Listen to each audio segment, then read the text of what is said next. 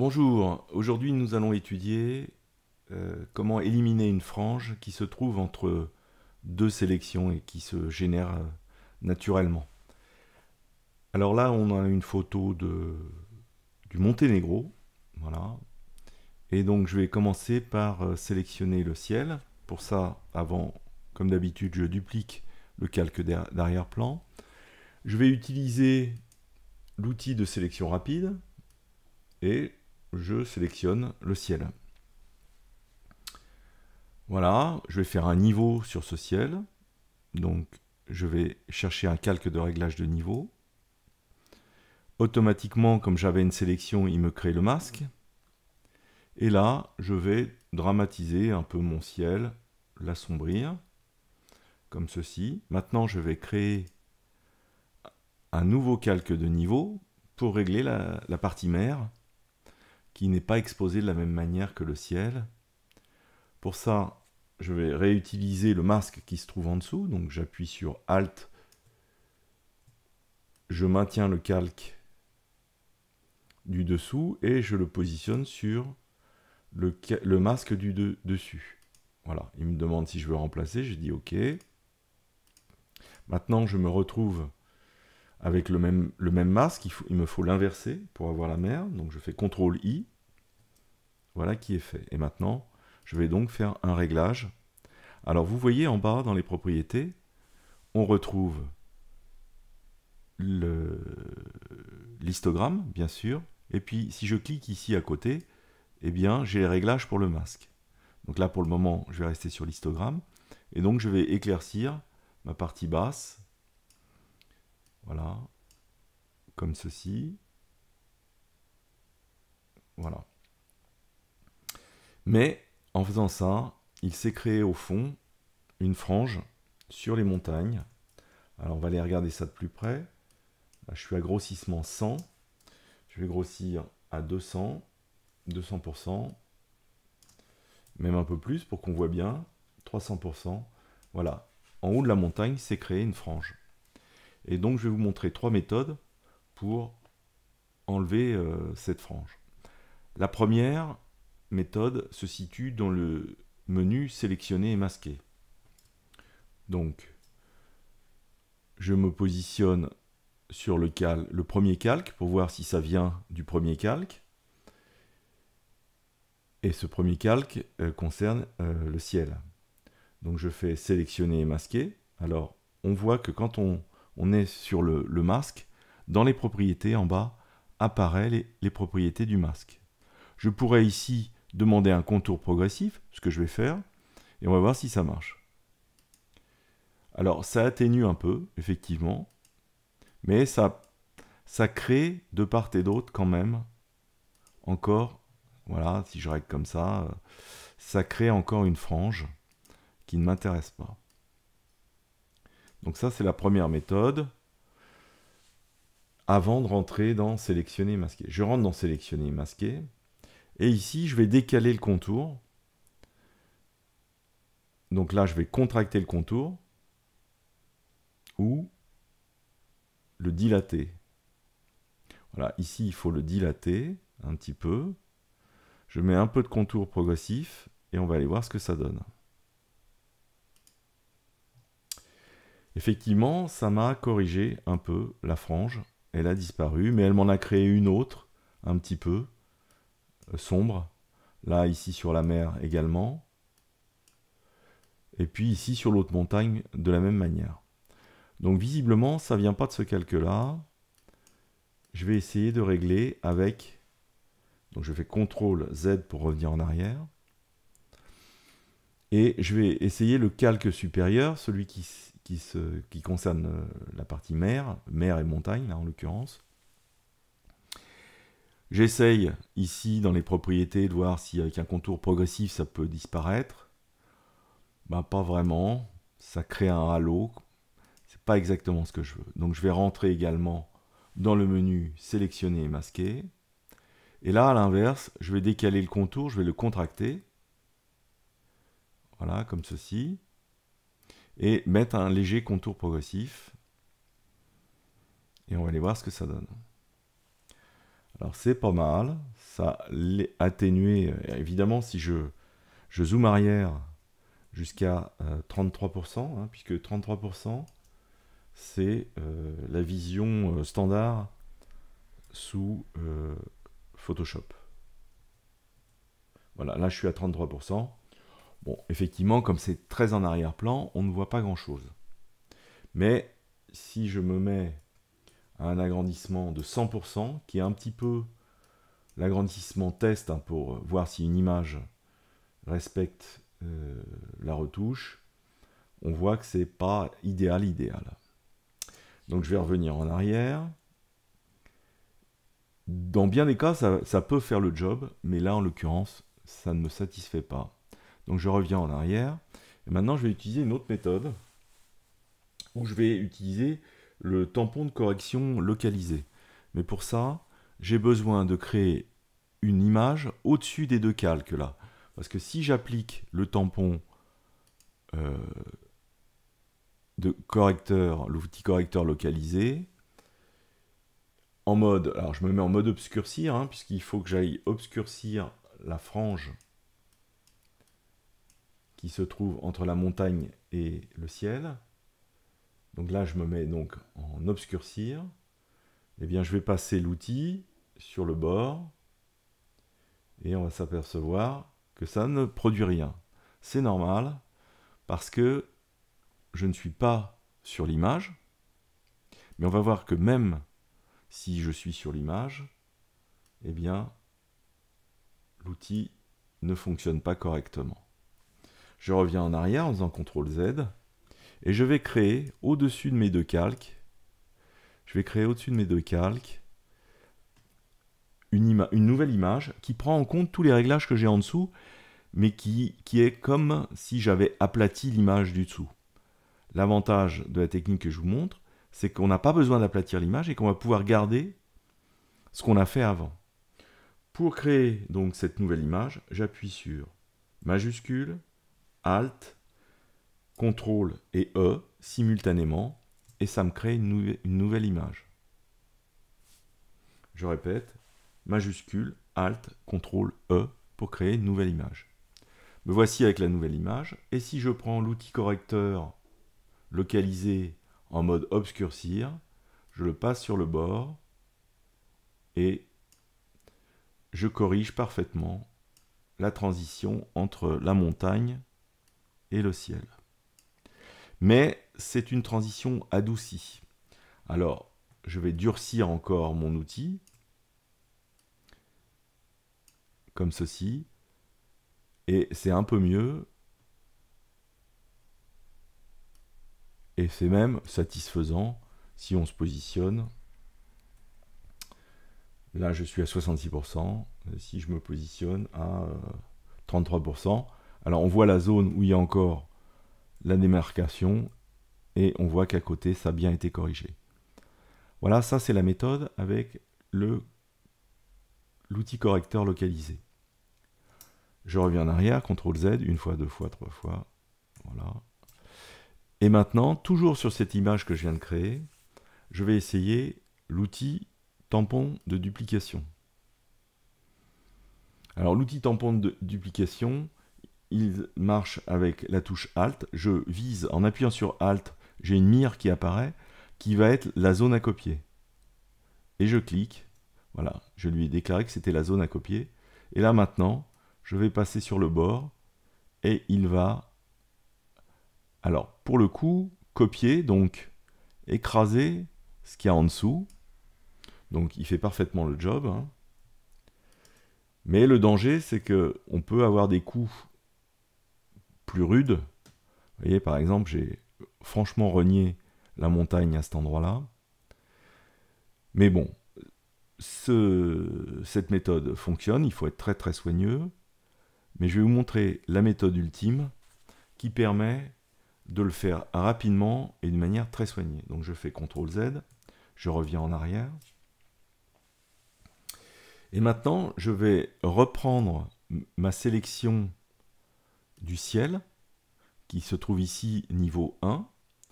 Pour reprendre la sélection en mode fourmi, j'appuie sur CTRL et je clique sur le masque.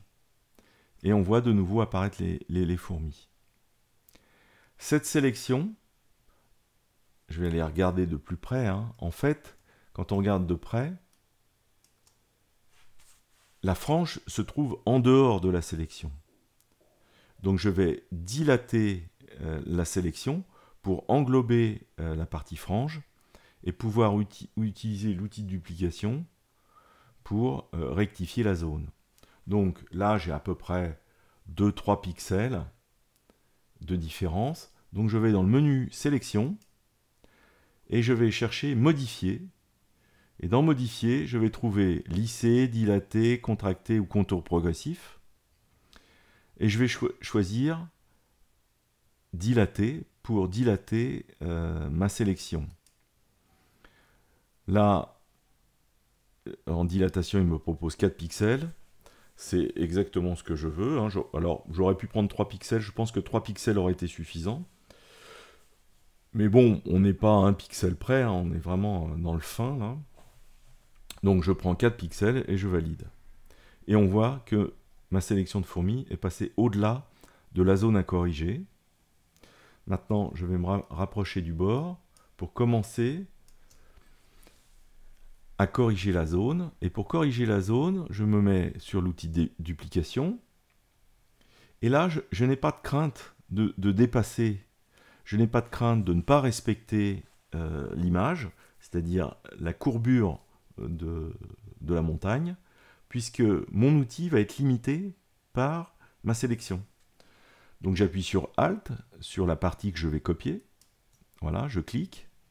Et maintenant, je vais me placer bien sur l'image, hein. Il faut être sur la partie où il y a de la matière. Et je commence maintenant la sélection. Et je commence à passer mon outil sur le bord. Alors je vais prendre ma palette graphique, ça sera plus pratique. Voilà. Et je passe sur le bord. J'ai pas à me soucier d'être droit, de bien suivre la montagne, etc. Je peux y aller très très rapidement. Voilà. Je vais agrandir mon image pour aller encore plus rapidement. Voilà, hop.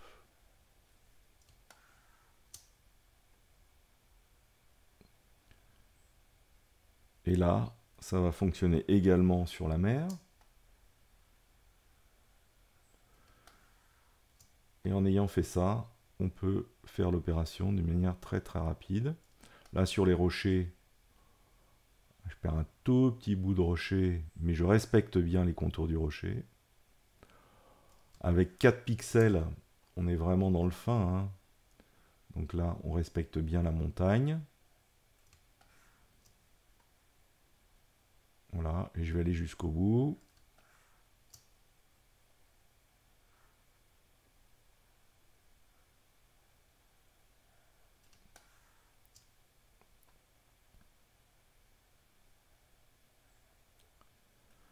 Voilà, c'est terminé. Juste un petit bout là encore. Voilà, parfait. Je reviens en zoom arrière. J'enlève ma sélection. Et on voit que l'intégration est parfaite dans le paysage. Maintenant, je vais juste travailler un petit peu l'image pour l'améliorer. Donc là, j'ai dilaté de 4% les masques qui sont en dessous. J'aurais pu faire sélection tout à l'heure, au moment où j'avais dilaté la sélection, et aller la mémoriser ici dans le menu. Je ne l'ai pas fait, donc je vais reprendre ma sélection, et je vais de nouveau la dilater et la conserver pour créer de nouveau les nouveaux masques. Donc sélection, modifier, dilater, 4 pixels, voilà qui est fait. Je me place maintenant dans le masque, je fais Alt et j'ouvre le masque. Et il y a donc une petite partie noire qui doit devenir blanche. Pour ce faire, je vais peindre très rapidement en prenant un outil très large, très dur, comme ceci, en blanc, que je vais passer tout le long, et pour faire disparaître l'excédent de noir. Voilà, je passe une fois, deux fois, rapidement. Voilà qui est fait. Donc cette sélection, eh bien maintenant, est parfaite et conforme à ma retouche. Je vais la dupliquer au-dessus pour pouvoir l'inverser et avoir le deuxième modèle, qui est le modèle de la Terre. Donc je fais CTRL-I sur la sélection et il m'inverse la sélection. Voilà. Je vais donc pouvoir reprendre ces deux masques pour les utiliser pour faire de nouveaux effets. Je vais créer une couleur unie, puisque je veux donner une dominante plus bleue à cette photo. Donc je vais choisir un bleu comme ceci. Je vais passer en mode lumière tamisée, comme ceci, voilà. Et maintenant, soit je l'applique entièrement à l'image, mais là, moi, je veux vraiment faire un distinguo entre comment je retouche le ciel et la mer. Donc, je reprends le masque du ciel qui se trouve tout en bas, là. Je le monte en appuyant sur la touche Alt jusqu'à mon calque de réglage de couleur unie sur la partie masque. Et voici, je me retrouve en bleu. Donc je me suis bien réglé en lumière tamisée et je vais diminuer l'opacité du calque de manière à réduire l'effet et à le rendre plus naturel. Je vais maintenant de nouveau faire une couleur unie pour régler la partie de la Terre. Donc j'ai pris sensiblement le même bleu. J'aurais pu prendre le bleu identique. Hein. Et là, je passe en lumière tamisée de la même manière. Je récupère le masque qui se trouve être le masque de la Terre qui est juste en bas. Donc toujours Alt, je maintiens la souris enfoncée et je monte sur le masque supérieur et je remplace. Voilà. Là, c'est pareil, l'effet est un petit peu trop important. Je le diminue. Alors, je ne suis pas sur le bon masque. Voilà, je vais me mettre sur le bon masque et je le diminue de manière à ce que ça soit plus naturel.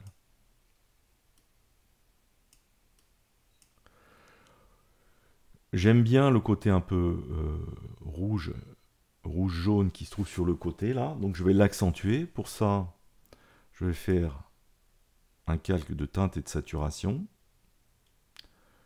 Je vais aller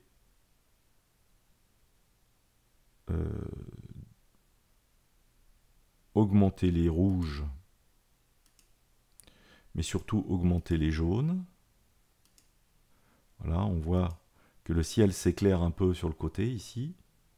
Peut-être remonter encore un peu les rouges. Voilà. Alors, à ce stade, ça affecte toute mon image, mais ce n'est pas mon souhait. Donc, je vais me positionner dans le masque et en appuyant sur la touche CTRL et Supr, je transforme mon masque entièrement en noir et je vais aller avec le pinceau peindre uniquement en blanc la partie du ciel où je veux saturer un peu les couleurs et faire apparaître un ciel plus jaune et rouge, comme ceci. Alors, il faut prendre un outil plutôt progressif, hein. Voilà, comme ceci, voilà. Et évidemment, si on déborde, on fait la touche X qui fait passer la couleur de noir à blanc. Hein. Donc là, je passe en noir en faisant X. Et si j'ai débordé un peu en dessous, bah, je peux peindre et repasser. Voilà. Si je trouve que l'effet n'est pas encore suffisant, je peux dupliquer le calque. En dupliquant le calque, en faisant CTRL-J, j'augmente l'intensité. Mais là, c'est beaucoup trop, à mon goût. Alors, soit je règle l'opacité du deuxième que je viens de créer, Mais là, ça me crée une zone verte, ça ne m'intéresse pas. Donc je vais supprimer la duplication que je viens de faire. Dernière chose que je vais faire sur cette image, le rocher qui se trouve au centre, c'est celui qui m'intéresse le plus. C'est un peu la vedette de l'image. Voilà, donc je me positionne sur l'image et je vais faire une sélection rapide du rocher pour pouvoir aller travailler le rocher. Voilà, donc il m'a pris également la zone dans l'eau, mais en fait je ne la veux pas, cette zone dans l'eau, donc je vais l'éliminer en passant ici sur l'outil de soustraction, ou alors j'aurais pu appuyer sur la touche Alt, ça fait la même chose. Et donc je viens ici soustraire la partie basse qui se trouve dans l'eau. Je vais m'approcher du rocher pour voir si tout a bien été pris. Je m'aperçois qu'en haut, il manque un petit peu ici. Je règle mon outil, la grosseur de mon outil. Je me mets bien en ajouter à la sélection. Voilà qui est fait. Ici, pareil, il m'en manque un petit bout. Là, de la même manière. Voilà, j'ai sélectionné parfaitement. Et par contre, il me reste des fourmis dans l'eau là qui ne m'intéressent pas. Plusieurs possibilités. Hein. Je fais l'outil sélection moins là. Mais on peut prendre l'outil lasso, entourer en lasso moins et éliminer les fourmis qui ne m'intéressent pas. On peut passer d'un outil à un autre en matière de sélection. Voilà, j'ai bien mon rocher. Je vais lui faire un calque de niveau. Alors le calque de niveau, je vais le placer tout en haut. Calque de niveau. Automatiquement, il m'a créé le masque à côté. Et là maintenant, en bas, dans Propriétés, je peux aller éclairer un peu ce rocher. Alors légèrement, hein, faut pas. Après, ça n'aura pas ça sera pas très naturel, mais je l'éclaire légèrement. Et je vais lui faire également une teinte et saturation. Je veux augmenter un petit peu les jaunes dessus. Donc là, je vais reprendre le calque qui se trouve en dessous, hein, puisque je ne veux avoir un effet que sur la partie du rocher. Donc toujours la même méthode, j'appuie sur Alt, je maintiens la souris et je monte sur le masque supérieur. Le voici remplacé. Maintenant, je vais dans les propriétés de teinte et saturation. Et là maintenant, je vais augmenter, alors soit d'une manière globale, comme ceci, pourquoi pas, ou, je reviens ici en arrière, ou uniquement les jaunes.